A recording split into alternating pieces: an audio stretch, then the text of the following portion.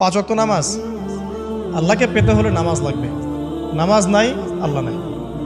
ওয়াস্তাঈনু বিস-সাবরি ওয়াস-সালাহ, তোমরা সবর এবং সলাতের মধ্য দিয়ে আল্লাহর সাহায্য প্রার্থনা করো। আমরা এই জন্য নামাজে বলি ইয়্যাকা না'বুদু ওয়া ইয়্যাকা নাস্তাঈন, আমরা শুধু আপনারই ইবাদত করি এবং আপনার কাছেই সাহায্য প্রার্থনা করি। আল্লাহকে পেতে হলে নামাজের কোনো বিকল্প নাই।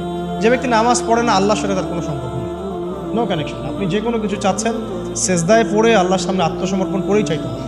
ওয়াসজুদ ওয়াক্তারিব, আল্লাহ পাক কি বলেছেন? সেজদা করো, নিকটবর্তী হও। তো ব্যাখ্যা অনেক করা যায়। নামাজ না পড়লে কিন্তু মানুষ কুফরিতে লিপ্ত হয়। যে ব্যক্তি মান তারাকা সালাতান মুতাআম্মিদান ফাকাদ কাফারা, যে ব্যক্তি সালাতকে অস্বীকার করে, ফরজ নামাজকে অস্বীকার করে, সে ব্যক্তি কিন্তু কুফরিতে চলে যায়। ঠিক আছে। তারপরে বাইনা রাজুলি ওয়া বাইনা শিরকি ওয়াল কুফরি তারকুস সালাহ, একজন মুমিন বান্দা এবং অমুসলিমদের মধ্যে পার্থক্যই নামাজ। নামাজের বিষয়ে অনেক কথা আমি আগেও বলেছি, আপনারা শুনেছেন, অন্য আলেমদের কাছেও শুনেছেন। এক বাক্যে নামাজ